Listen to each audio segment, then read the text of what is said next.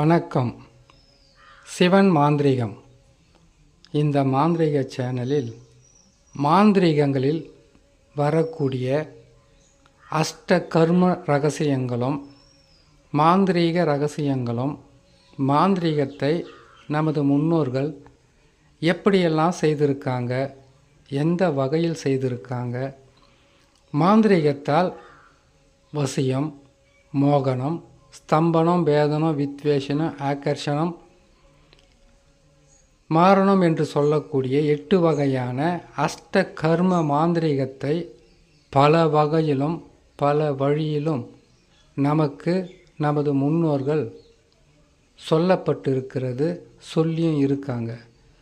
அதில் 8 வகையான அஷ்ட கர்மந்தான். இதை 1008 வகையான வகையில் செய்து வெற்றி பெற்றவங்களும் இருக்காங்க. அந்த வகையில் இப்போ நம்ம பார்க்கக்கூடிய இந்த பதிவு ஏவல் செய்து வசியம் செய்வது எப்படி என்பது தான். இது ஆண் பெண் வசியம் கிடையாது, பெண்ணுக்கு ஆண் வசியம் கிடையாது. ஏவல் செய்து பிரிந்திருக்கிற கணவன் மனைவியும் வசியம் செய்யலாம், பிரிந்திருக்கிற குடும்பத்தாரையும் வசியம் செய்யலாம், பிரிந்திருக்கிற நண்பர்களையும் வசியம் செய்யலாம் ஏவல் செய்து. அதே போல் ஏவல் பில்லி சூனியம் செய்தும் நம்ம வசியம் செய்கிறது, மாந்திரிகம் செய்கிறது இருக்குது. வசியம் மட்டும் தனியாக செய்கிறதும் ஒன்று இருக்குது. ஆனால் ஏவல் விட்டு ஒருத்தருக்கு வசியம் செய்கிறாங்கன்னாக்கா, ஒன்று குடும்பத்தை கட்டி காக்காத கணவனோ இல்லை மனைவியோ, குடும்பத்துக்கு கட்டுப்படாத கணவனோ இல்லை மனைவியோ, இவங்களுக்கு ஏவல் விட்டு ஏவல் செய்து வசியம் செய்யலாம். ஆனால் இந்த ஏவலை எப்படியெல்லாம் பயன்படுத்துகிறாங்க தெரியுங்களா? ஏவலை பொறுத்த வரைக்கும் இன்னொருத்தருடைய மனைவி, இன்னொரு பெண், இன்னொருவருடைய கணவன், இன்னொருவருடைய ஆண், இவங்களை பணத்துக்காகவும் பொன்பொருளுக்காகவும் சொத்துக்காகவும் இச்சை ஆசைகளுக்காகவும் வசியம் செய்திருவாங்க. அது எப்படி செய்வாங்கன்னு பார்த்தீங்கன்னாக்கா, இந்த பெண்ணாக இருந்தாலும் ஆணாக இருந்தாலும் அவங்களுடன் தொடர்பு இருக்காது, பேச்சுவார்த்தையாக தான் இருக்கும். சிறு பேச்சுவார்த்தையாக இருந்த இந்த விஷயம் அவங்களுக்கு இவங்க மேலே இருக்கக்கூடிய ஒரு ஈர்ப்பு இல்லை அவங்க மேலே இருக்கக்கூடிய ஒரு ஆசை. அடுத்தது அவங்கக்கிட்ட இருக்கக்கூடிய பொருள், பணம், பொன் நகைகள், இதை வாங்கணுன்ற ஒரு ஆசை இருக்கலாம். அதை ஏமாத்துறாங்கன்னு தெரிஞ்சுக்கலாம் இல்லையா? அதன் மேலே ஆசையை வச்சு அவங்கள வசியம் செய்துடுவாங்க ஏவல் விட்டு. இல்லை வசதி வாய்ப்புகளோட மிகப்பெரிய ஒரு நல்ல இடத்துல இருக்காங்கனாக்கா, அந்த வசதி வாய்ப்புகளை இவங்க அடையிறதுக்காக அவங்கள வசியம் செஞ்சுடுவாங்க ஏவல் விட்டு. இப்போது வசியன்றது ஆண் பெண் வசியம், பெண் ஆண் வசியம் நம்ம சொல்லியிருக்கோம் இல்லையா? இந்த வசியன்றது கேட்டிங்கனாக்கா, ஏவல் விட்டு துஷ்ட ஆத்மாக்களை தான் ஏவல் விடுவாங்க மாந்திரிகர்கள். அது எப்படி விடுவான்னு கேட்டிங்கனாக்கா, ஒரு ஆணை வசியம் செய்யணுன்னா ஒரு பெண் துஷ்ட ஆத்மாக்களை இவங்க வசியம் பண்ணி வச்சுக்கிட்டு இருப்பாங்க. இல்லை ஒரு பெண்ணை வசியம் செய்யணுன்னாக்கா ஒரு துஷ்ட ஆத்மாக்கள், துஷ்ட ஆத்மானா என்ன கேள்வி வரும். துஷ்ட ஆத்மானா துர்மரணம் அடைந்தவர்கள் தான் துஷ்ட ஆத்மா. இப்போது துர்மரணம் அடைந்தவங்க கேட்டிங்கன்னாக்கா, இளம் வயதில் இருப்பவங்க தான் இந்த மாதிரியான ஏவலுக்கெல்லாம் கட்டுப்பட்டு செய்வாங்க. ஏன் அவங்க கட்டுப்பட்டு செய்யணும்? இறந்த உடனே அவங்க சொர்க்கத்துக்கோ நரகத்துக்கோ போகணுங்கிற விதி முடிவதற்கு முன்பதாக தற்கொலை செய்து கொண்டால், விபத்தால் மரணம் அடைந்தால், ஒருவேளை தூக்கு போட்டுக்கிட்டு சாகிறது, விஷம் குடித்து சாகிறது, தீ வச்சுக்கிட்டு சாகிறது, இல்லை மற்றவங்க அடித்து கொல்றது, இல்லை மற்றவங்களால் பாதிக்கப்பட்டு மரணம் அடைகிறது, இதுதான் துஷ்ட ஆத்மா துர்மரணங்கள் வருவது. இப்போது இந்த துர்மரணத்தில் இருக்கிறவங்கள எல்லா துர்மரணம் அடைஞ்சவங்களையும் வசியம் பண்ணி செய்ய முடியாது.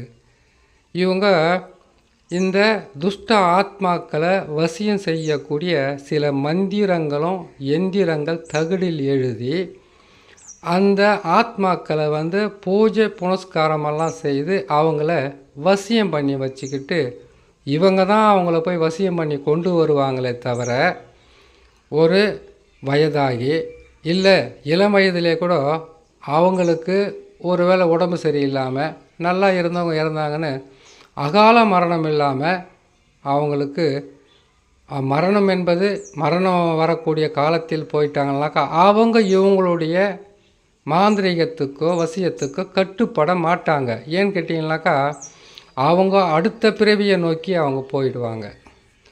அடுத்த பிறவியில் அவங்களுடைய ஜனன காலத்தை நோக்கி அவங்க செல்வாங்க. ஆனால் இவங்க கேட்டிங்கனாக்கா ஆசைகள் நிறைவேறாமல் ஒவ்வொரு நாளும் வாழ்ந்து கொண்டு இருக்கக்கூடிய இவங்களை தான் ஒரு மாந்திரிகரால் வசப்படுத்தி அவங்க மூலியமாக சில வேலைகளை செய்ய வைக்க முடியும். அப்படி ஒரு பெண்ணை ஏவல் விட்டு வசியம் செய்யணுன்னாக்கா ஆண் துர்மரணம் அடைஞ்சிருந்தால் தான் அவங்கள வசியம் செய்ய முடியும். ஒரு ஆணை ஏவல் விட்டு வசியம் செய்யணுன்னாக்கா துர்மரணம் அடைந்த ஒரு பெண்ணை வச்சு தான் அவங்களுடைய ஆசைகளை தூண்டி இவங்களோட போய் அவங்கள வசியம் பண்ணி கொண்டு வந்தால், ஏவல் விட்டு வசியம் பண்ணி கொண்டு வந்தால் அந்த ஆத்மாவும் இந்த ஆத்மாவும் ஒன்று சேருவதற்கு துர்மரணம் அடைந்த அந்த ஆத்மா உதவி செய்யும். இதுக்கு மேலே விளக்கணுன்னா ரொம்ப கஷ்டமாக இருக்கும். இதுவே உங்களுக்கு நல்லா புரியும்னு நினைக்கிறேன். சரிங்களா? அப்படி இருக்கும்போது அது செய்யணும்னு கேட்டிங்கன்னாக்கா ஏவல் என்பது கெட்டது தான்.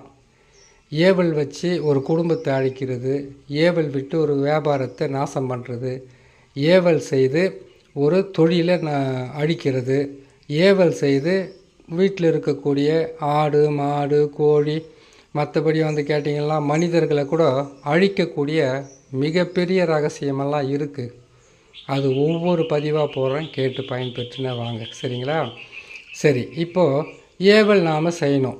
ஒருத்தரை வசியம் பண்ணுறதுக்காக ஏவல் வசியம் செய்கிறான்னு வச்சிங்களேன். அதுக்கு முதல்ல என்ன எடுப்பாங்கன்னு கேட்டிங்களானாக்கா எந்த ஒரு ஏவலாக இருந்தாலும் அதுக்கு தகுந்த மாதிரி உருவ பொம்மைகளை செய்யணும். இப்போது ஒருத்தர் ஏவல் விட்டு வசியம் செய்யணும்னு கேட்டிங்கனாக்கா அதுக்குன்னு அவங்க ஏவல் பாவையை தயார் நிலையில் வச்சுக்கிட்டு இருப்பாங்க. அந்த ஏவல் பாவைக்கு 8 துளை போட்டு 8 துளையிலையும் 8 வகையான வாசனை திரவியங்களை கலந்த ஒரு ஆணி, அப்படி இல்லைன்னு கேட்டிங்களானாக்கா மந்திர ஆணியாக இருக்கும்.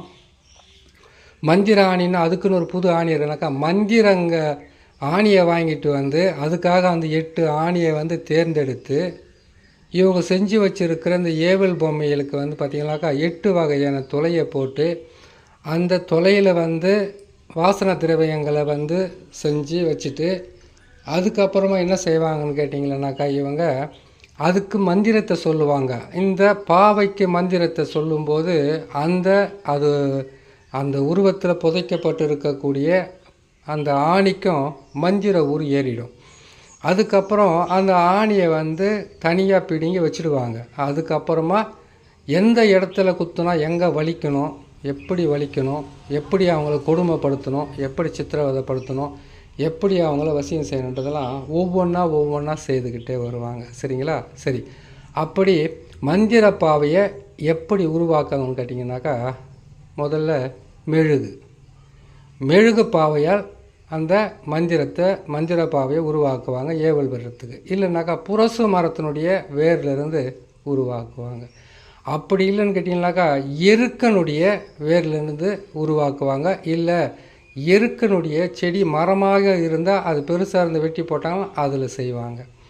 அப்படி இல்லைன்னு கேட்டிங்களானாக்கா ஏவலுக்கு அத்தி மரத்தினுடைய அதனுடைய அந்த கிளையில் அதில் ஒரு பாவையை செய்வாங்க. அதுவும் இல்லாமல் போனாக்கா இது எல்லாம் ஏவல் வசியம் செய்கிறதுக்கு தான்.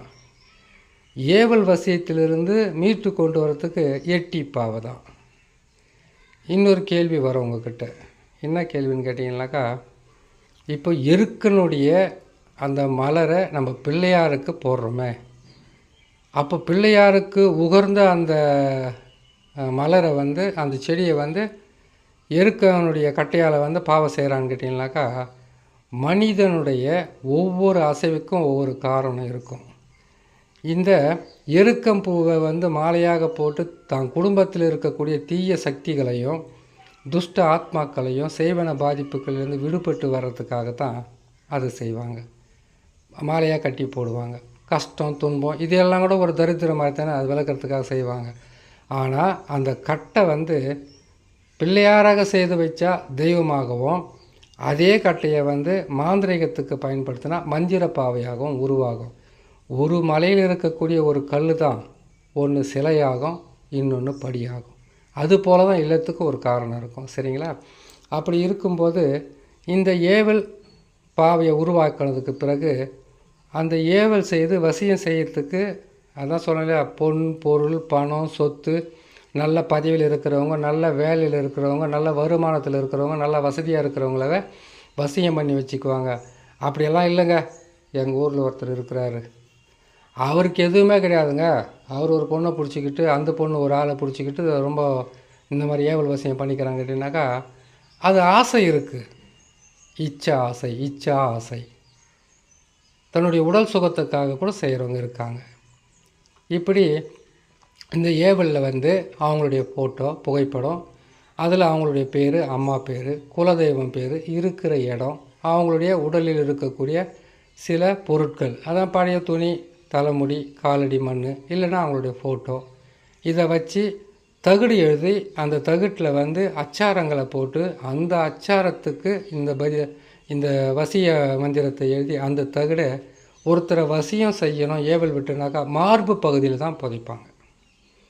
அதை பதிச்சு அதுக்கு வந்து 4 ஆணியை வந்து மார்பு பகுதியில் போடுவாங்க. அப்படி இல்லை இவங்க வந்து மெழுகு பாவை செய்கிறாங்கன்னு கேட்டிங்கன்னாக்கா, அதுக்கு வந்து முள்ளே போதுமானது. என்ன முள் வேணும் தேவைப்படணும்னு கேட்டிங்கன்னாக்கா, இதுக்கு கருவேல முள் தேவைப்படும். அப்படி இல்லைன்னு கேட்டிங்கன்னா கள்ளி செடியினுடைய முள் தேவைப்படும். அப்படி இல்லைன்னு கேட்டிங்களானாக்கா உங்களுக்கு வேறு எந்த முள்ளாவது எடுத்துகிட்டு வந்து செய்வாங்க. அப்படி செய்யும்போது அந்த குடும்பத்தில் வந்து அவங்க நல்லா இருந்த கணவன் மனைவி, அப்பா பேச்சு, அம்மா பேச்சு, அண்ணன் தம்பி பேச்சு, அக்கா தங்கச்சி பேச்சை கேட்டுக்கிட்டு அவங்க சொல்படி இருந்த ஒரு பெண் கூட அந்த குடும்பத்தையே வெறுத்துட்டு அவங்க பின்னாடியே போகும். இல்லை நல்லா இருந்த கணவன், குடும்பம் பிள்ளைங்க வீடு வாசல்னு உழைச்சி குடும்பத்துக்காக மாடாக உழைச்சி ஓடாக தேஞ்சிக்கிட்டு இருந்த ஒரு மனுஷனவை இந்த மாதிரி ஏவல் செய்துட்டா அவங்க அவங்களுடைய பின்னாடி போவாங்க, அவங்கள மறக்கவும் மாட்டாங்க. அப்படி செய்வாங்க. இந்த ஏவலிலிருந்து எப்படியெல்லாம் செய்வாங்கன்றதை நான் சொல்லியிருக்கேன். இந்த ஏவல் செய்து வசிய முறிவு செய்கிறது எப்படின்றத இன்னொரு பதிவில் போடுறேன். பொறுமையாக கேளுங்க. நன்றி, வணக்கம்.